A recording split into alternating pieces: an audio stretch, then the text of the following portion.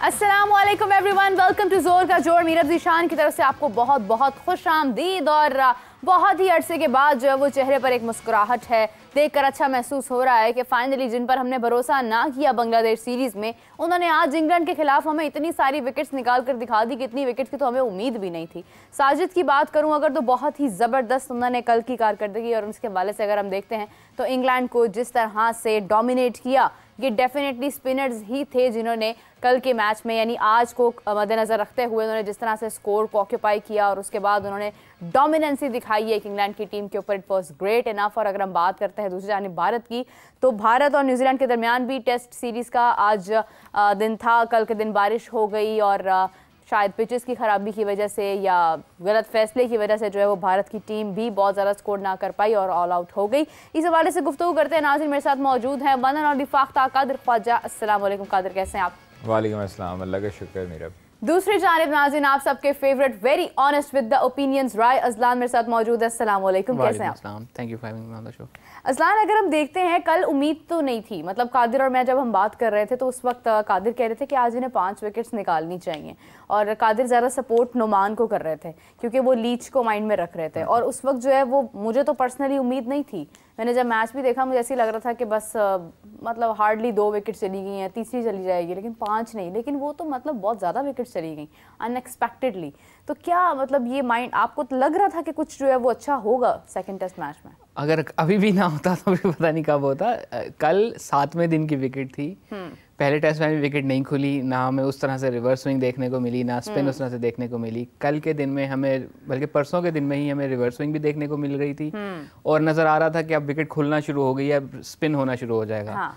और वो जो एक बीच में पैच आया था जिसमें हैरी ब्रूक भी आउट हुए, उस जिस पैच के अंदर उनका स्लंप आया, ये वो पैच है जिसमें विकेट प्रॉपरली खुलना खुल चुकी थी कि अब बॉल स्पिन होना शुरू हो जाएगा। और वो फिर कमेंटेटर्स ने भी उस चीज़ को नोट किया कि नाउ इट इज़ स्पिनिंग। और फिर वहाँ पे जिस तरीके से because he is an attacking of spinning option. Sajid Khan इस वक्त बहुत कम ही ऑफ स्पिनर रह गए हैं दुनिया में भी और पाकिस्तान में भी, and he is an attacking option और उसने भी उसका भरपूर फ़ायदा उठाया। और जिस तरीके से उसने हैरी ब्रूक को आउट किया, दैट वाज फैंटास्टिक। कि उसको नज़र आ रहा था कि वो बार बार पीछे जा रहा है, तो अगर मैं इसको यहाँ से अब दोबारा अगर पीछे जाए कट वगैरह मारने की कोशिश करेगा तो मैं उसको बोल्ड कर सकता हूँ। तो he did well, he did really well. और कादिर ख्वाजा, कल रिजवान ने भी कुछ बड़े खूबसूरत अल्फाज का चुनाव करते हुए मैदान में कुछ कहा था, वो भी हमें सुनाई दिया था। ज़रा बताइए क्या कहा था उन्होंने? अच्छा, मुझे जो उधर लगा था, मैंने जो सुना था वो आई थिंक उनका एक नया बैटर आया था, कार्स था या पता नहीं कौन था, जब वो बेन डकेट आउट हुआ। हाँ। और तो उसकी तरफ देखी जा रहे थे, साथ उसकी फर्स्ट स्लिप में सलमान अली आ गए थे, तो कहता है ये प्यारा बच्चा है, ये प्यारा बच्चा है, इसको आउट करो। तो ये एक चलता रहता है। और वो एक थोड़ा सा फिर उन्होंने अप्रिशिएट भी किया अब्दुल्ला शफीक को, जो उन्होंने कैच पकड़ा, बड़ा ज़बरदस्त कैच पकड़ा नुमान अली की बॉल पे। तो ये चीज़ें होती रहती हैं एक लाइटर मोड में। लेकिन जिस तरह पाकिस्तान टीम ने वापसी की है, हम लोगों ने कल भी डिस्कस किया था कि अगर विकेट्स यहाँ पर गिरती हैं और बेन डकेट, बेन स्टोक्स, जो रूट और उसके साथ साथ हैरी ब्रूक की ये विकेट गिरती हैं, तो फिर उसके बाद आपके पास गेम वापस आ जाएगी। और आप देखिए कल विकेटें गिरी हैं और उसके बाद आज इन्हें मुशक्कत ही नहीं करनी पड़ी। और हम जो है वो अब ये ट्रैक हो गया स्पिन के लिए फेवर में। तो जब आपके पास 5 स्पिनर हैं तो आपको ज़्यादा एडवांटेज है। हाँ। बनिस्बत इंग्लैंड के पास शोएब है और लीच है, फिर उसके बाद आप जॉ रूट भी कर लेते हैं कभी कभी, तो वो उनको डिसएडवांटेज ये है कि उनके पास फास्ट बॉलर ज़्यादा हैं। और यहाँ पर यही कंडीशंस होती है एशियन। ये जो हमारे पिछले साइंसदान गुजरे हैं पिछले जो टेस्ट मैचेस में, वो जो पिचेस बनवाते रहे वो फास्ट बॉलर्स के लिए बनवाते रहे। आपके फास्ट बॉलर्स माजरत के साथ अब वो उस तरह के सुपरस्टार नहीं रहे जो 140, 45, 150, 155 की स्पीड से करें बॉल। जब आपके फास्ट बॉलर बॉलिंग पिच पर 135 की, 130 की बॉलिंग करेंगे, तो उस वक्त उनको क्या स्विंग मिलेगा, क्या उनको पेस मिलेगी, क्या सीम मिलेगा कि वो आउट करते। जिस तरह उसकी स्पेशलिटी है नसीम की, हाँ। वो 145-46 पे रख के स्विंग करता था बॉल, शाहीन 140 प्लस पे स्विंग करता था बॉल, तो वो नहीं पकड़े जाते थे। अब वो उनकी चूंकि स्पीड जो है वो 130, 32, 135 तक है, तो उस पर वो उनको चीज़ और उनको एक हेल्प नहीं मिलती है विकेट से कि वो उस तरह स्विंग करके उनको आउट कर सकें। अलबत्ता अभी जो है बैटिंग पाकिस्तान की जा रही, लेकिन हमारे बैटर्स जो हैं वो थोड़ा सा जल्दबाजी में दिखाई दिए हमें आज ना। अगर साइम अयूब को देखें, अब्दुल्ला शफीक 1 सेंचुरी है और उसके बाद से वो फ्लॉप है मुसलसल, और उससे पहले भी फ्लॉप थे, सेंचुरी के बाद भी फ्लॉप है। बिल्कुल ठीक है, तो ये चीज़ें थोड़ी सी कंसर्न्स हैं कि अब्दुल्ला शफीक को भी अपने ऊपर सोचना चाहिए कि 1 सेंचुरी के बलबूते पर लोग जो है ना वो भूलते नहीं हैं, और वो 10-15 मैचेस जो है ना वो ऐसे ही खेल जाएंगे। ये नहीं हो सकता आपके दौर में, आपको कंसिस्टेंट परफॉर्मेंस देनी पड़ती है। शान मसूद भी प्रेशराइज नजर आए, ये प्रेशर की, शान मसूद इस तरह के प्लेयर नहीं है कि वो इतनी जल्दी आउट हो जाएं या सारी कंडीशंस में, उनको कंडीशंस का पता है, वो अच्छे तरीके से उसको खेलते हैं, बड़ा अच्छा बैटर है वो। लेकिन क्या है कि मेरी कप्तानी जा रही है टेस्ट मैच के बाद, ये प्रेशर होता है, ये आप ना चाहते हुए भी आपके दिमाग पे एक चीज सवार हो जाती है। अच्छा, तो ये टूर्नामेंट के दौरान फिर इस चीज को जो है ना वो अनाउंस करना ही चाहिए। मैं आपको एक बात बताऊं, ये एक्टर्स, क्रिकेटर्स खास तौर पे, ये लाइमलाइट में जब होते हैं उसके बाद जब एकदम मंजर आम से गायब होते हैं तो ये ज़हनी मरीज बन जाते हैं। ये मैं आपको फैक्ट बता रहा हूँ। कोई भी इंसान जब आप एक अरूज से आपको एकदम आपको कहेंगे नहीं, आपको पूछेगा कोई नहीं, तो आप अपने अंदर तो स्टार होते हैं। हाँ। तो बाहर फिर जब आपको कोई मुंह नहीं लगा रहा होता या आपको कोई पूछता नहीं है या आपको वो कवरेज नहीं होती है, तो फिर उस टाइम पे आपको एहसास होता है कि यार ये क्या हो गया है। ये प्रेस कॉन्फ्रेंस, वरना मुझे ये बताएं, कप्तानी नो डाउट एजाज है पाकिस्तान का कप्तानी करना, लेकिन हवस क्या है इसकी? हवस यही है कि मेरे कॉन्ट्रैक्ट्स अच्छे हो जाए, मेरे लाइमलाइट में मैं रहूं, मैं सोशल मीडिया पे रहूं, मैं जो है ना वो ब्रांड बन के रहूं, ब्रांड जो है वो सिर्फ मेरे से कॉन्ट्रैक्ट करें। सोशल मीडिया पे कॉन्ट्रैक्ट किसी ने करना है, पेड पार्टनरशिप, तो वो मेरे साथ करे। ये चीज़ें जो है ना जब तक हमारे माइंड में रहती हैं, देखो कप्तानी का लालच होता तो विराट कोहली आज तक कप्तान ही होता। बिल्कुल ऐसे ही है, और शायद परफॉर्म ना कर पा रहे थे वैसे। उसने छोड़ा, उसने कहा जी मैं अपनी परफॉर्मेंस दूं, 3 साल से मैं परफॉर्म नहीं कर रहा है। रोहित शर्मा आए, रोहित ने टूर्नामेंट जीते, कुछ में फाइनल खेला, कुछ में उसने जीता टूर्नामेंट। आपके यहाँ पर जो प्लेयर्स हैं वो शुरू से ही, जब से वो डेब्यू करते हैं ना और कदम जमाना शुरू करते हैं टीम में, उस टाइम से वो मोनोपोली शुरू कर देते हैं और पॉलिटिक्स शुरू कर देते हैं कि मैं कप्तान बनने की तरफ जाऊं, मैं कप्तान बनूं। किसका शौक नहीं होता कि मैं पाकिस्तान की कप्तानी ना करूं, लेकिन चीज़ ये है कि जब आप परफॉर्मेंस देंगे, परफॉर्मेंस के साथ आप कप्तानी अच्छी करेंगे, तब आपको लोग भी अप्रिशिएट करेंगे। जब आप जो है वो अब साफ पता लग रहा है शान मसूद का कि वो उनको प्रेशर है, दिमागी तौर पर वो मेंटली तौर पर भी रिलैक्स नहीं दिखाई दे रहे। आपके सऊद शकील हैं, सऊद शकील देखें, सऊद शकील को परफॉर्मेंस देने की बहुत ज़रूरत है, बहुत अच्छा बैटर है, मिडल ऑर्डर में पाकिस्तान का इस टाइम पे बहुत तगड़ा बैटर है, लेकिन रन्स नहीं कर रहा। हमारे पास मसला ये है कि रन्स जो है वो शॉर्ट हो रहे हैं। रिजवान इस सीरीज़ में हमें वो आउट ऑफ टच दिखाई दे रहे हैं। रिजवान को भी चाहिए कि अपने ऊपर मेहनत करें और सोचें कि ये हम इसको बेहतर कैसे कर सकते हैं। 1.50 अभी तक नहीं हुआ किसी क्रिकेटर का हमारे बैटर में से। तो ये चीज़ें हमें रन्स थोड़े से करने पड़ेंगे। जब तक हम 300 सवा 300 नहीं करेंगे तब तक जो है वो मुश्किल है, क्योंकि वो जो है वो अन्नेवाह खेलते हैं और वो उस टाइम पे हो सकता है क्या कंडीशन हो जाए पिच की। लेकिन आपको ये चाहिए कि आप कम से कम टारगेट ये ज़हन में रखें कि 350 का आपने टारगेट देना है उनको। जिस तरह की उनकी बैटिंग है, जिस तरह के वो प्लेयर्स हैं एग्रेसिव माइंड के साथ, और उनके लिए 350 ही बचता है। अदरवाइज आप कहें कि 250 पौने 300 तो ये फिर मुश्किल हो जाएगा आपके लिए, मुश्किल हो जाएगा। रिजवान भी कुछ रिजवान की हम बात कर रहे थे कि समटाइम्स होता है ये कि रिजवान जो पीछे से कमेंट्री कर रहे होते हैं वो सिग्नल होता है। एक मैच में मुझे याद है कि वो कह रहे थे कि इस गर्मी में ना ठंडी ठंडी रबड़ी चाहिए। वो बेसिकली बॉलर को इशारा कर रहे थे कि आप इसको सीधा बॉल करो। अच्छा, तो ये इसका रबड़ी का ठंडे मौसम का समटाइम्स कोड वर्ड्स रखे होते हैं। अरे वाह, ये तुमने व्हाट्सएप कर दिया, वाइबर पे मैसेज करो, वो था कि अब दूसरा करना है। तो ये कोड वर्ड्स होते हैं, ये कोड वर्ड है। सो ये जो प्यारा बच्चा है वो समटाइम उसकी किसी वीकनेस का जिक्र हो रहा था कि यहाँ से वीक है, इसको यहाँ पे बॉल करो। ओह क्या बात है, इतने टैलेंट। मैं कहती हूँ इस कॉम पे कर्जा चढ़ कैसे गया इतनी नहीं, तो आप ये देखें जो सकलैन मुश्ताक बॉलिंग करते थे तो मोइन खान ने जो पीछे से वादें लगानी शुरू की, इसको दूसरा कर वहां से उधर से नाम पड़ा ना, वर्ड वहां से पिक हुआ था। बिकॉज तो ये कमेंटरी को नहीं समझ आया। गोरे तो पागल हो जाते थे क्योंकि उनको उर्दू समझ नहीं आती थी, ठीक है, जब सकलैन को मोइन खान कहते थे कि दूसरा करो, वो जब बॉल दूसरी करते थे तो वो आउट हो जाते थे, विकेट मिलती थी, तो कमेंटेटर ने उसको पिक किया था स्टंप माइक से कि यार ये जो है ना, ये दूसरा कुछ ना कुछ है, ये जब दूसरे का लफ्ज लेता है ना तब कुछ ना कुछ हो जाता है। अच्छा। एंड वो तब ये डिलीवरी का नाम दूसरा पड़ा था। एंड कोलकाता टेस्ट में मोइन विकेट कीपर थे, नदीम वाज बॉलिंग, तो वो आपस में पश्तो में बात कर रहे थे बिकॉज जो बैटर थे वो दोनों चूंकि हिंदी स्पीकिंग थे, उनको उर्दू समझ आती थी, तो वो एक दूसरे से पश्तो में कमेंटेट कर रहे थे कि अच्छा अब ये करना, अब ये करना। क्या बात है, क्या बात है, जबरदस्त। I am very impressed by the way. Ajnan, if we talk about Kamran Ghulam, इन्होंने इससे पहले सेंचुरी की थी और मैं कल मतलब जब उन्होंने की मैं बहुत खुश थी, लेकिन कल मैंने ये भी कह दिया था कि इसके बाद अब इनकी सेंचुरी नहीं होने वाली है, क्योंकि हम इतनी तारीफें कर देते हैं कि पता नहीं हमारी नज़र लग जाती है या अब एक प्लेयर हमारा इतना ही, मतलब होता है समटाइम्स लक आपकी साइड होती है, समटाइम्स नहीं होती है। कामरान गुलाम की आज की इनिंग्स को कैसे देखते हैं? देखिए, मुश्किल विकेट थी और वो थोड़ा वहीं पे थोड़ा सा वो फाइट करने के मोड में थे और उसी चक्कर में उन्होंने अपनी विकेट गंवा दी। लेकिन वो उस टाइम पे अगेन बैटिंग करने आए जिस वक्त विकेटें गिरी हुई थी, एंड फिर हमें नज़र आया कि अच्छा वो थोड़ा सा काउंटर अटैक करने की कोशिश कर रहे हैं, एक ओवर में 2 चौके लगा दिए और थोड़ा सा वो उस तरह से खेल रहे थे।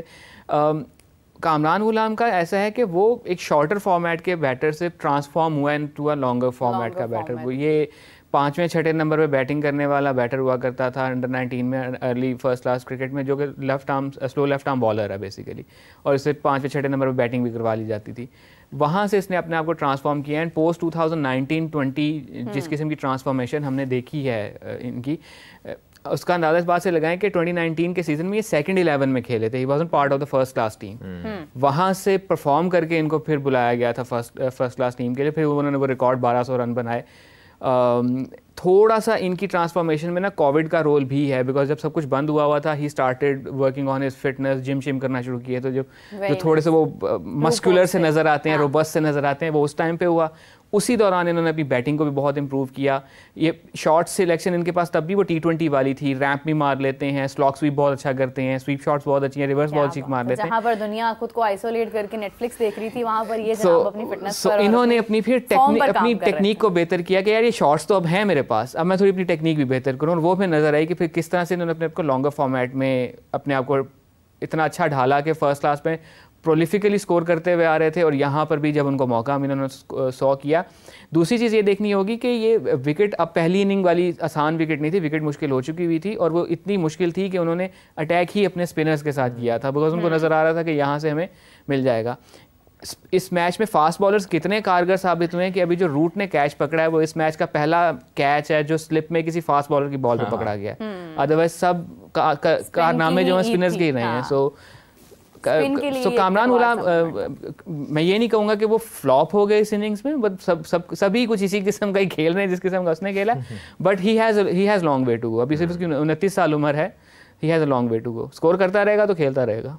आई विश कि हमने 29 साल का कर दिया उन्हें, वो तो छोटी 2013 का डेब्यू है उसका फर्स्ट क्लास का। मतलब बहुत टाइम जो है वो इस तरह से, खैर अंडर 19 भी उन्होंने खेला हुआ है अगर हम देखते हैं तो, मतलब काफ़ी सारी चीज़ें थी, हमने नहीं उस तरह से गौर किया। अभी साजिद खान ने भी जिस तरह से कहा कि मुझे बांग्लादेश के खिलाफ अफसोस है कि मौका नहीं मिला, मतलब जाहिर है अब उन्होंने, अच्छा रावलपिंडी के अंदर हमारा अगला ये तो चले समझ लें ऑलमोस्ट रिजल्ट हमें समझ आ ही गया, या तो ड्रॉ की तरफ जाएगा या पाकिस्तान के जीतने के भी चांसेस हैं।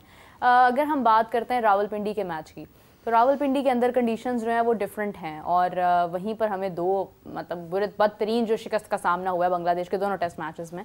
तो क्या लगता है कि इंग्लैंड के खिलाफ जब हम रावलपिंडी में मौजूद होंगे तो उस वक्त हमारी स्ट्रेंथ क्या होनी चाहिए?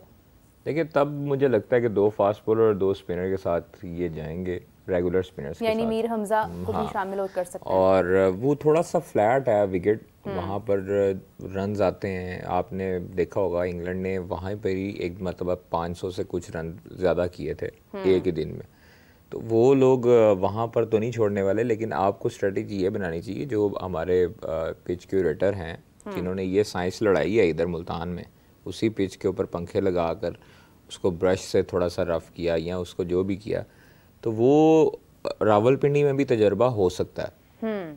देखें, रावलपिंडी में अगर ये ट्रैक बनता है, थोड़े क्रैक्स आते हैं, तो फिर पाकिस्तान की फेवर में, फिर भी पाकिस्तान की फेवर में। लेकिन मसला ये है कि पाकिस्तान की फेवर में बनाने के लिए अपने बैटर भी हम लोग विकेटें गवा देते हैं। उनके 2 स्पिनर जो हैं उनकी उनकी उनकी बॉलिंग से हमारे भी जो है ना बैटर आउट हो जाते हैं। मसला ये हमारे पहले ये होता था कि हम लोग जब इस तरह की विकेट्स बनाते थे तो हमें इस तरह की विकेट्स खेलने के आदी हुए होते थे हम लोग, और हम लोगों को पता होता था कि ये बॉल ऐसे टर्न होना है, इसको ऐसे हमने डक करना है या उसको ऐसे लीव करना है। तो ये चीज़ें आज के क्रिकेटर्स को नहीं पता कि उसको स्टॉप कैसे करना है, उसकी कंडीशन क्या है विकेट की, उसको विकेट को हमने खेलना कैसे। बाहर वाले आके समझ लेते हैं, हम लोगों ने नहीं समझना। एक और फैक्टर ये है, अगर पिंडी की कंडीशंस की बात कर लें तो हिस्टोरिकली वहाँ पे फिंगर स्पिनर ज़्यादा कामयाब रहे हैं, बट ये जो भी हमने डॉक्टरी की है विकेट्स के साथ, अब कुछ समझ नहीं आ रही कि वहाँ पे कौन सी फिंगर का स्पिनर ज़्यादा कामयाब है। सो उसको एक तो नॉर्मल करने की ज़रूरत है। दूसरा जो हमने एक बीच में ये तजर्बे किए कि जी हम ग्रीन विकेट बनाएंगे, कब बनाएंगे जी, सितंबर अक्टूबर में बनाएंगे। इतनी गर्मी में ग्रीन विकेट नहीं बन सकती, घास जल जाएगी। जब सूरज तेज़ होता है वो घास नहीं रहेगी ग्रीन, वो ड्राई होना शुरू हो जाएगी। मुल्तान में यही हुआ ना कि वो विकेट एक तो इस्तेमाल शुदा है, दूसरा मौसम खुश्क है तो वो बहुत जल्दी खुलना शुरू हो गई विकेट। राइट। हमारे यहाँ ग्रीन विकेट्स बना करती थी सियालकोट में, पिंडी में, पेशावर में, कब, जनवरी फरवरी में, जब मौसम ठंडा होता है तो ग्रीन विकेट बन जाया करती थी। उससे पहले उसके अलावा जिस किस्म का हमारा मौसम है, हमारे यहाँ ग्रीन टॉप ज़्यादा देर सस्टेन नहीं कर सकता। हमारे पास चेहरे का रंग वैसा नहीं रहता, वही ना, ड्राई विकेट ज़्यादा कामयाब रहती है। दूसरी बात जो कादिर ने की कि हमारे खिलाड़ियों की वो जो बैटिंग प्रोग्रेस है कि वो उस तरह से उसको कैपिटलाइज नहीं कर सकते। अब पिछले कुछ अर्से से देखें तो हमारे जो 3 खिलाड़ी स्कोर करते हुए आ रहे हैं, मैं इसमें कामरान गुलाम को इंक्लूड करूँगा इस मैच की वजह से। साउथ शकील स्कोर करता हुआ आ रहा था, अभी उसका थोड़ा सा रीन पैच चल रहा है। सलमान अली आगा और कामरान गुलाम, ये वो 3 लोग हैं जिन्होंने consistently first class cricket, domestic cricket बहुत ज़्यादा खेली है, जिनको पता है कैसे खेलना है। दूसरा, पहले हमारे जो खिलाड़ी स्पिन को अच्छा खेल लेते थे, उसकी एक वजह ये थी कि हमारे पास स्पिनर्स हमेशा, हमारी ठीक है फास्ट बॉलिंग का हमारा एक वो रहा है, लेकिन स्पिनर्स हमारे पास वर्ल्ड क्लास थे। टू दिस पॉइंट के कादिर और इकबाल कासिम के अच्छे होने की वजह से अब्दुल रकीब साहब को कभी चांस नहीं मिला। अच्छे खासी विकेट्स थी उनकी, like he was always on the edge कि शायद अब मौका मिलता है, अब मौका मिलता है, अब मौका मिलता है। इकबाल सिकंदर को मौका नहीं मिला टेस्ट मैच खेलने का, 2 वो वर्ल्ड कप खेले थे 92 का, लेकिन उनको टेस्ट मैच खेलने का मौका नहीं मिला। उसकी वजह ये थी कि ऊपर 2 इतने बड़े स्पिनर्स बैठे हुए थे, देन तौसीफ का आ जाना एंड ऑल, फिर मुश्ताक का आ जाना, देन सिकलैन का आ जाना, तो कई लोगों को मौका नहीं मिला। तो कई हमारे उस वक्त बड़े वर्ल्ड क्लास स्पिनर हमारे डोमेस्टिक सर्किट में भी हुआ करते थे कि जिनको खेल खेल के हमारे खिलाड़ियों की स्पिन को खेलने की प्रैक्टिस बहुत अच्छी हो जाती थी। और हमारे यहाँ ये भी रुझान हुआ करता था एक अरसे तक, स्पेशली ग्रेड 2 के अंदर, के शुरू के 2 ओवर फास्ट बॉलर से करा के तीसरा ओवर लेफ्ट आर्म स्पिनर को दे दिया जाता था, बिकॉज वो विकेटें इस किस्म की होती थी या जो भी। सो एक हमारी प्रैक्टिस थी स्पिन को अच्छा खेलने की। सो वो चीज़ आहिस्ता आहिस्ता ख़त्म होती है, बिकॉज ए हमारी बॉलिंग क्वालिटी स्पिनर्स की इतनी अच्छी नहीं रही डोमेस्टिक क्रिकेट में, और बी हमने जो टेस्ट क्रिकेट के अंदर खिलाड़ी इंडक्ट करने शुरू किए वो बड़ी शॉर्ट लिव परफॉर्मेंसेस की बुनियाद पे हमने मोस्टली लेने शुरू किए, जिनकी डोमेस्टिक क्रिकेट में एक आधा सीजन शायद अच्छा चलता था, टीम में ले लेते थे। या वो जो हमारे यहाँ रिसेंटली वो सोशल मीडिया सिलेक्शन एक तरह से शुरू हो गई, अगर बुरी एग्जाम्पल दी जाए कि एक खिलाड़ी का एक कोई डोमेस्टिक का मैच अच्छा नज़र आ जाता है हमें यूट्यूब पे या फिर टीवी के ऊपर, तो हम उसको डिक्लेयर कर देते हैं ये फलाने की रिप्लेसमेंट हमें मिल गई है। वो इस रिप्लेसमेंट को 5-6 मैचेस देख तो लो पहले। हाँ सही बात है, बिल्कुल सही बात है। कादिर, अगर हम बात करें जिस तरह से अभी इजहार कर रहे हैं कि हम लोग सोशल मीडिया के ऊपर जो है वो काफ़ी ज़्यादा सिलेक्शन करते हैं, तो मेरे जहन में एक और चीज़ आई कि सोशल मीडिया पर बाबर के हवाले से भी बहुत गुफ्तगू हो रही है कि बाबर इस वक्त क्या कर रहे हैं। मतलब कामरान को उन्होंने मतलब विश किया उनकी परफॉर्मेंस के ऊपर, फिर उनकी बर्थडे भी थी, और सेकेंडली ये है कि स्पिन की बात हो रही थी, तो किंग जो हैं वो स्पिन को अच्छा भी नहीं खेलते थे। तो आजकल क्या मसरूफियत है, फाख्ता क्या कहती है कादिर, मतलब कादिर की जो फाख्ता है वो बाबर के हवाले से क्या कहती है? देखें, बाबर इस टाइम पे आराम कर रहे हैं, जो उनको करना चाहिए, अपने फैमिली को टाइम दे रहे हैं जो कि उनको देना चाहिए था काफ़ी अर्से पहले। और सोशल मीडिया पे लोग जो हैं वो, क्या पता शादी हो जाए इस दौरान बाबर की फाइनली। नहीं अभी मुश्किल है, लेकिन आज जो है वो सुना है कि वो दुबई जा रहे हैं। अच्छा, और मैंने उनका कहा शायद आज सुना है कि आज सुना को मंगनी मंगनी होने लगी है। आज सुना है कि वो दुबई जा रहे हैं और उनका वीज़ा आ गया है, तो वहाँ पे जाके वो थोड़ा सा घूमे फिरेंगे और रिलैक्स करेंगे, फिर उसके बाद आएंगे वापस। अभी सिलेक्शन कमेटी ने बैठना है और वाइट बॉल के लिए अनाउंस करना है। अब देखें कि वाइट बॉल में बाबर आजम का नाम होता है या उसको ऑस्ट्रेलिया सीरीज़ से भी रेस्ट दिया जाता है। तो मेरा नहीं ख्याल कि उसको रेस्ट देना चाहिए। अगर ओडीआई में अगर आप ये रेस्ट अभी दे दिया आप लोगों ने तो ये इनफ है।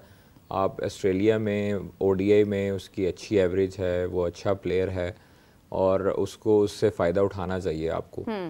तो देखिए बाकी सिलेक्शन कमेटी की मर्ज़ी है। अब सिलेक्शन कमेटी की भी ताज़ा खबर हमने दी है कि वो उसको सिर्फ 5 रुकनी कर दी है।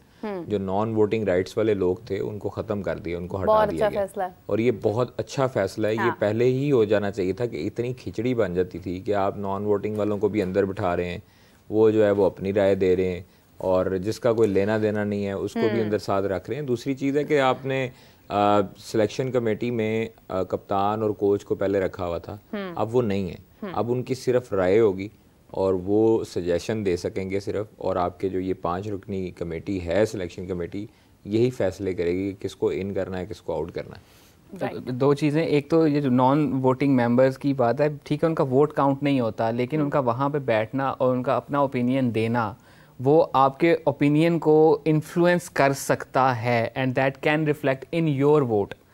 Me being a voting member, मैं किसी नॉन वोटिंग मेंबर के अगर ओपिनियन को सुनता हूँ और वो मेरी कहीं पे मेरी ओपिनियन के साथ मेल खाती है तो मेरी ओपिनियन इन्फ्लुएंस हो सकती है, तो may be in that way it's a good decision.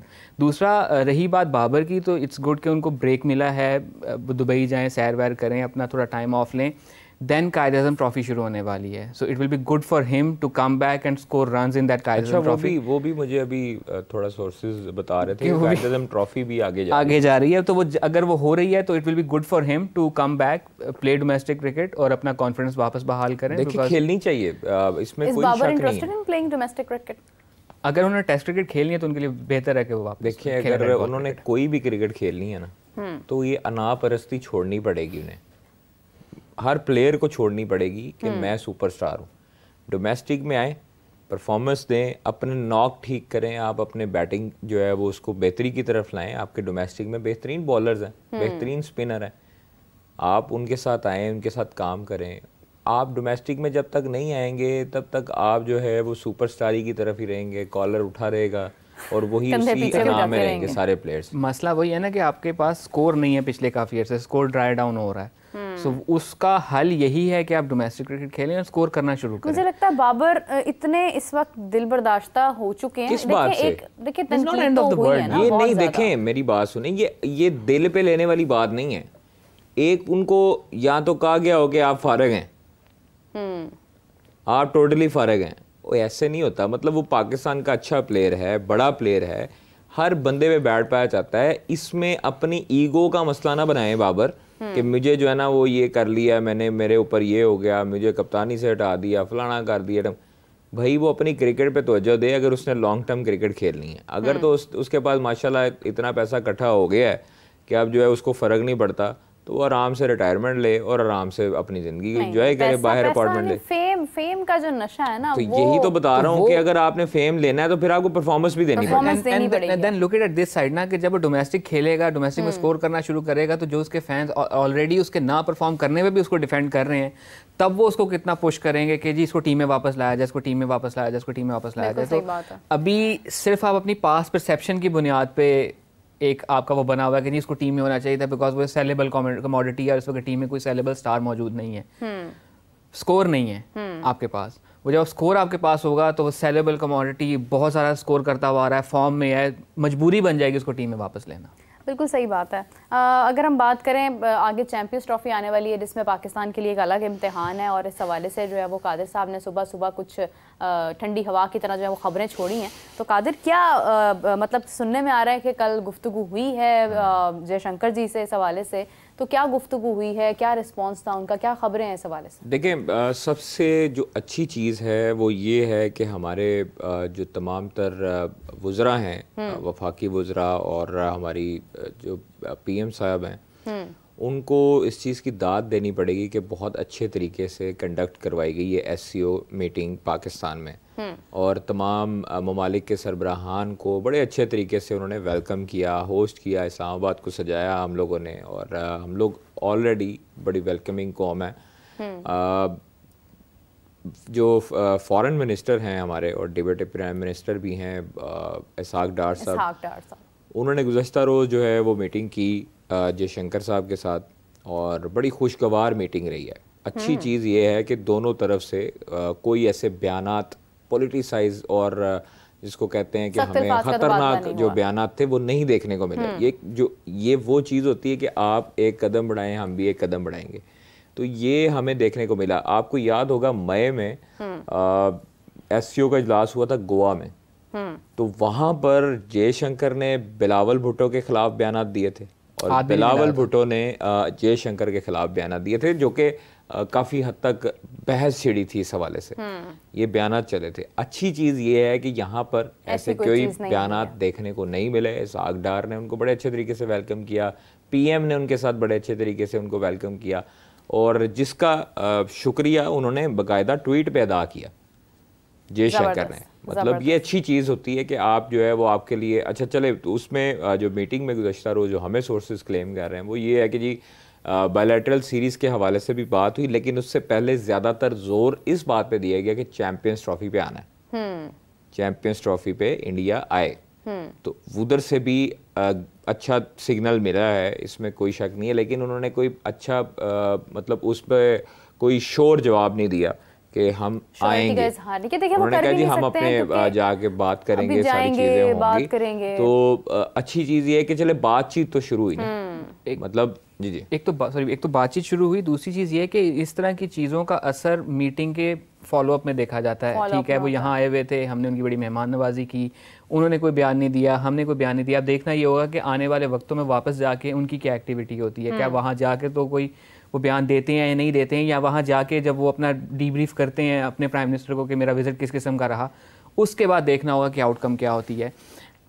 On face of it chances are के शायद कोई बर्फ़ पिघलना शुरू हो गई है कि दोनों मुल्कों की एटलीस्ट क्रिकेट के हवाले से दोबारा से कोशिश की जाए कि ताल्लुकात को बहाल किया जाए, and maybe champions trophy can play that role here. I wish के ऐसा हो, लेकिन ज़्यादा उम्मीद क्या है अजलान, मतलब कादिर तो वो बात करेंगे जो उनकी फाख्ता कहती है ज़्यादातर, और एक अपनी प्रेडिक्शन होती है। आपकी प्रेडिक्शन क्या है? व्हाट डू यू थिंक कि क्या वाकई इंडिया पाकिस्तान आ सकता है और चैंपियंस ट्रॉफी में इंडिया की शमूलियत हो सकती है? आई थिंक अभी भी 50-50 है, अभी टाइम काफ़ी है। रिसेंटली रिचर्ड थॉमसन ने भी इस हवाले से अपना इजहार किया। उन्होंने कहा है कि इंडिया के बगैर मतलब पॉसिबल नहीं है और शायद हाइब्रिड मॉडल तक जो है वो सिचुएशन जा सकती है। जो उनकी बात को मैं समझ पाया वो ये है कि अगर इंडिया नहीं आता then there is no point कि चैंपियंस ट्रॉफी हो ही, बिकॉज ये और अगर इंडिया की वजह से पाकिस्तान नहीं खेलता तो फिर भी जो उसके राइट्स हैं या जो भी उसका मॉनिटरी मॉडल है वो डेंट होता है, बिकॉज इन दो मुल्कों का असर है। ठीक है, हमारी परफॉर्मेंस उस तरह से नहीं रही, मे बी हम अगर हमारी परफॉर्मेंस इतनी ही बुरी कई साल तक रही तो ये जो हमारा एक वो फैक्टर है कि ठीक है हमारा बोर्ड छोटा है, हम उतने अमीर मुल्क नहीं है, लेकिन हमारा क्रिकेट के 7 अरब रुपया हमने सिर्फ रेनोवेशन पे लगा दिया। क्रिकेट के पैसे की जनरेशन के अंदर हमारा जो रोल अभी है वो शायद ना रहे अगर हम खुदा ना खास्ता इसी तरह हारते रहे, लेकिन अभी हमारे पास वो एक लेवरेज, एक एज है हमारे पास कि हमारी एटलीस्ट चौथे नंबर पे ही सही लेकिन एक से ज़रूर है। तो उस चीज़ का फैक्टर है। दूसरा ये है कि अभी there are too many factors, सिर्फ पाकिस्तान इंडिया आपस में ही नहीं, there are too many factors, because इस वक्त लेट्स एक्सेप्ट इट दुनिया बहुत अजीबोगरीब दौर से गुजर रही है, और मैं इसीलिए कुछ चीज़ प्रिडिक्ट नहीं करना चाह रहा बिकॉज अभी बहुत टाइम है चैंपियंस ट्रॉफी को। कहने को फरवरी में है लेकिन अभी बहुत टाइम है, उससे पहले काफ़ी कुछ हो सकता है। और देखना होगा कि हमारे मशरिक के हमसाये के साथ तो ताल्लुकात अगर बेहतर हो ही रहे हैं, हमारे मगरिब एंड बियॉन्ड क्या कुछ हो रहा है और उसके क्या रिपरकशंस हो सकते हैं on the whole region and whole map, उसका देखना होगा क्या। बिल्कुल, देखिए अब बांग्लादेश में सडनली पॉलिटिकल सिचुएशन इतनी खराब हो गई, किसी ने एक्सपेक्ट नहीं किया था, तो वक्त तो कभी भी कोई भी हो सकता है। आई विश के अच्छा टाइम आए और अच्छे टाइम के हिसाब से तमाम चीज़ें हों, लेकिन कादिर फिर भी क्योंकि अगर हम अपनी साइड पे देखते हैं तो हम लोग तो बहुत कॉन्फिडेंट हैं कि नहीं, हम तमाम टीम्स को पाकिस्तान लाने के लिए भरपूर कोशिश करेंगे, मगर फिर अगेन आई विल से कि ये एक कोशिश है और इसके बाद मतलब अभी स्टिल बहुत टाइम है, कन्विंस भी कर सकते हैं, पैगामात भी भिजवा सकते हैं। क्या उम्मीद महसूस हो रही है कि वाकई में इंडिया कन्विंस हो जाएगा, पाकिस्तान आ सकता है, या अगर नहीं आता तो फिर उसका क्या असर होगा? देखें, जिस तरह इज़लान ने बात की है ना कि आपको अपनी पॉलिटिकल सिचुएशंस भी देखनी होती हैं, आपको अपने खित्ते की सिचुएशंस भी देखनी होती हैं। इस टाइम पे जो कनाडा वाला इशू चला हुआ है इंडिया के साथ और USA भी थोड़ा सा हाथ नहीं पकड़ा रहा इंडिया को, तो इंडिया की इस टाइम पे मजबूरी है कि वो पाकिस्तान और चाइना के साथ अच्छे ताल्लुकात रखे इन सपोर्ट। तो वो अब पाकिस्तान जो है उसको मौके पे चौका मारना चाहिए और उनको बाकायदा एक ऑफ़र देनी चाहिए। अगर देखें, अगर इस तरह के ताल्लुकात का आगाज़ अगर आपके न्यूट्रल वेन्यू पे भी हो जाता है in case of bilateral series, वैसे होना तो नहीं चाहिए, लेकिन अगर आपने चैंपियंस ट्रॉफी इधर करवा ली, इंडिया इधर आती है, तो फिर जवाज़ नहीं रहता कोई भी किसी किस्म का कि पाकिस्तान इंडिया जाए और इंडिया पाकिस्तान ना आए। तो पाकिस्तान आकर अगर इंडिया खेलती है तो इंडिया पाकिस्तान में सीरीज़ हो बायलैटरल, और उससे फ़ायदा क्या होगा ये आपकी सोच है कि जितनी ब्रांडिंग, जितनी उसकी प्रोडक्शन जो वो धमाले डालेंगे। मैं तो कहती हूँ क्रिकेट वापस आ जाएगी। तो मैं आपको वही बता रहा हूँ कि पाकिस्तान इंडिया देखिए ये होनी है, और ये अगले साल इंशाल्लाह ताला चैंपियंस ट्रॉफी के बाद बायलैटरल सीरीज़ की तरफ होगी या जाएगी बातें। और मुझे लगता है कि दोनों साइड पे ये ताल्लुकात अगर आप लोगों ने बहाल करने हैं तो उसके लिए क्रिकेट एक ब्रिज का किरदार अदा करेगी। और हमारे यहाँ तो हिस्टोरिकली क्रिकेट डिप्लोमेसी एक बाकायदा टर्म रही है दोनों ममालिक को करीब लाने के लिए, और दोनों ममालिक ने बहुत आई वुड से रेडिकल किस्म के काम भी किए हैं क्रिकेट के हवाले से ताल्लुकात को बेहतर करने के लिए। वो शारजा में खेलना तो चलो एक सेपरेट बात थी, हमने कनाडा में खेलना शुरू कर दिया था, हर साल 5-5 वनडे की सीरीज़ खेला करेंगे। 96, 97, 98 में खेली थी, 99 में ऑब्वियसली कारगिल के एपिसोड की वजह से वो नहीं आपस में खेल सके थे। लेकिन हमारे इस किस्म के radical idea to this point के पाकिस्तान ने अपनी एक होम सीरीज़ इंडिया में खेली हुई है। 2012 की सीरीज़ का टेक्निकली होस्ट जो था वो पाकिस्तान था, 11-12 वाली जो सीरीज़ थी, 12-13 वाली। सो इस किस्म के आइडियाज़ पहले भी रह चुके हैं और अभी भी इन आइडियाज़ पे अगर काम किया जा सके तो ऐसा नहीं कि इम्पॉसिबल है, पॉसिबिलिटी है। थोड़ी सी अगर वो हम थोड़ा इकोनॉमिकल पॉइंट ऑफ व्यू से देखें, इस पे कादर ने हिंट किया था, देखें इकोनॉमिक्स का रूल होता है कि मुल्क तरक्की नहीं करते, खित्ता तरक्की करता है। हमारे साथ मसला ये है कि हमारे पास 2 मुल्कों ने तरक्की की और हम उसका फ़ायदा नहीं उठा पाए। चाइना और इंडिया की एग्जांपल दे रहा हूँ, हम उस चीज़ में पीछे रह गए। तो वो हमारे आपस के मसले मसाइल हैं, लेकिन उनको भी साथ रखते हुए, लेकिन अगर हमने तरक्की करनी है, जो रीजन की तरक्की का हमने फ़ायदा लेना है, तो वो हमें मिलना चाहिए, उससे हमें महरूम नहीं रहना चाहिए। बिल्कुल सही है। इस वक्त अगर हम देखते हैं तो जनाब पाकिस्तान इंग्लैंड के दरमियान जो टेस्ट मैच जारी है उसमें तकरीबन पाकिस्तान के पास 209 रन की लीड है अभी तक और 5 विकेट्स हमने गंवाई हैं। और दोनों से पूछना चाहूँगी बारी बारी, सबसे पहले कादर, क्या लग रहा है, क्या ये चमत्कार हो सकता है कि पाकिस्तान आज का टेस्ट मैच जो है वो ये वाला जीत जाए? क्यों नहीं हो सकता? देखें, हो सकता है कि जब मैंने आपको बिफोर सीरीज एक कहा था कि 2-1, हाँ याद है आपको, तो अब आपने ये नहीं बताया था ना कि 2-1 किसका है? मैंने 1-0 कहा था और 1-0 हो चुका हुआ है। देखें, सीरीज का तो पता नहीं, लेकिन ये मैच पाकिस्तान की गिरफ्त में आ सकता है और पाकिस्तान के पास 5 स्पिनर ऑलरेडी मौजूद हैं, जिसका फ़ायदा पाकिस्तान के पिच की कंडीशन से बखूबी तौर पे उठा सकता है। दूसरी चीज़, मैं एक क्रेडिट आकिब जावेद साहब को ज़रूर देना चाहूँगा कि उन्होंने जो फ़ैसले लिए और उन्होंने जिस तरह की पिचेस का उन्होंने एक तरह का ऑर्डर दिया कि ये इस तरह बनाएं, तो उनको एक चीज़ का क्रेडिट जाता है कि वो उन्होंने एक अपनी एक जो है वो कंसर्न शो किए। फिर उसके बाद कामरान गुलाम और उसके बाद आपके स्पिनर जो साजिद खान हैं, आपके नुमान अली हैं, ये बोल्ड फैसले लेने की ताकत जो है वो किसी में होती है। और आपको पता है कि जिस तरह उन्होंने लाहौर कलंदर को 0 से हीरो बनाया, वो बिल्कुल ऐसे ही है। इतनी क्रिटिसिज्म बर्दाश्त करने के बावजूद फिर उसको ट्रैक पे लेके आना, कलंदर हाई परफॉर्मेंस सेंटर शुरू करना, उनके ट्रायल्स लेना, अभी फिर ट्रायल्स आ रहे हैं, अभी वो ट्रायल्स लेके बच्चों को टीम में मौका देना। अहमद दानियाल जो है वो टेप बॉल खेलते थे, हम उन्हें बड़ा बखूबी जानते हैं, उसको जो है वो बनाया, हारिस रऊफ को बनाया, कामरान गुलाम को चांस दिया। And historically 2004-2006 under-19 world cup जो पाकिस्तान जीता था, हमारे कोच आकिब जावेद थे। 2009 के वर्ल्ड कप में बॉलिंग कोच आकिब जावेद थे। तो श्रीलंका देख लें, बात है, नहीं श्रीलंका की जो यूएई देख लें, श्रीलंका देख लें। पर्सनली उनकी जो सबसे ज़्यादा जो मुझे एक बात पसंद है, समीन राना साहब, आतिफ राना साहब, आकिब जावेद, इन तीनों में जब भी मैंने इनसे बात की है, इन्होंने प्लेयर्स के मुश्किल वक्त में उनको संभाला है। कोई शक ये नहीं, चीज मैं इन तीनों के हवाले से कहती हूँ कि इन्होंने कभी भी ये नहीं कहा कि ये प्लेयर परफॉर्म नहीं कर रहा तो इसको हमें बस बाहर कर दें। इन्होंने कभी भी जल्दबाजी का नहीं, इसमें कोई शक नहीं है कि वो हर बुरे वक्त में प्लेयर्स के साथ खड़े हैं। मोहम्मद हफीज हो, हारिस हो, शाहीन हो, ये बड़े लोगों की पहचान होती है, ये बड़े ज़र्फ वालों की पहचान वाले लोगों की, बिल्कुल। और वो अपने साथ लोगों को नहीं छोड़ते और ये अच्छी चीज़ है। दूसरी चीज़, मुझे आज बड़ा मज़ा आया कि हमारे हमसाये जो है ना हमारे से बड़ा प्यार करते हैं, इंडिया की बात कर रहा हूँ, तो वो भी कहते हैं कि यार अगर पाकिस्तान की ये हो रहा है तो मामला, तो हम भी पीछे नहीं रहेंगे। पहले 36, फिर अब 46, अब 46 पे ऑल आउट हो गई है न्यूजीलैंड से आज ना टीम इंडिया की, और इतने बड़े बड़े नाम, विराट कोहली, ऋषभ पंत, उसके बाद जायसवाल साहब, रोहित शर्मा साहब, 5-0 पे आउट हुए हैं प्लेयर्स इंडिया के।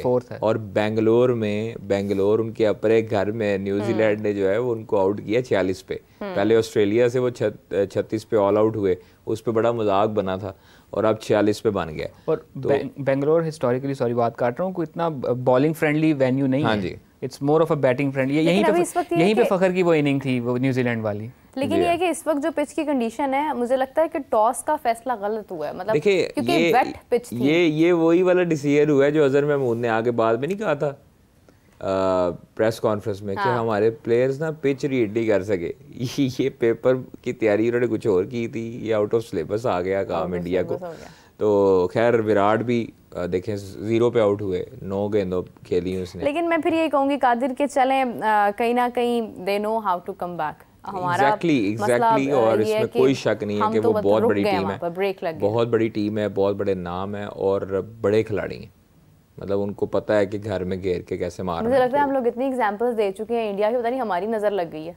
अच्छी भली टीम खेलते खेलते अपने मैदानों में इतना कम स्कोर उनका हो गया। बहुत ज़्यादा हमने रेफरेंसेस दिए हैं कुछ दिनों से कि इंडिया ये इंडिया वो। नहीं, हमारी नज़र क्या लगनी है उन्हें, वो अब पिच की कंडीशन ऐसी है कि उनके बॉलर्स आउट क्लास कर गए न्यूजीलैंड के। तो मेरे ख्याल में पलटेगा पासा और अगली जो इनिंग है उसमें जसप्रीत बुमराह तो है। वही ना कि जो बारिश के बाद वहाँ पे एटलीस्ट पिच की कंडीशन हो गई थी ना, वो उस वक्त न्यूजीलैंड को सूट कर रही थी। हाँ। अब विद टाइम हो सकता है कि वो दोबारा उन्हीं कंडीशंस में अगर बुमराह एक्सप्लॉइट कर लेते हैं कंडीशंस को तो बड़े अच्छे तरीके से इसको कम बैक किया जाए। तो मैच अभी खत्म नहीं हुआ है, इंटरेस्टिंग मैच है। और एक क्वेश्चन मार्क है कि क्या होता है। पाकिस्तान का मैच बहुत इंटरेस्टिंग था, लेकिन हैरत के साथ कल स्पिनर्स ने जिस तरह से मतलब रोटेट किया ना, वो तस्वीर पूरी एक देखें। ये खुदा न खास्ता पाकिस्तानी मैच हार भी जाता तो हम एटलीस्ट ये कह सकेंगे हमें इस मैच का मजा आया, लड़के खेले या कुछ था, कुछ था इस विकेट के अंदर।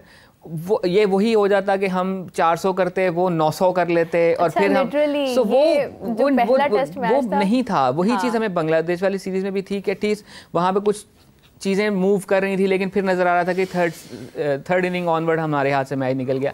लेकिन यहाँ पे नज़र आ रहा है कि यार हम most of the time game में हमारा अपर हैंड रहा है। Most of the session to session अगर देखें तो हमने सेशंस विन किए हैं।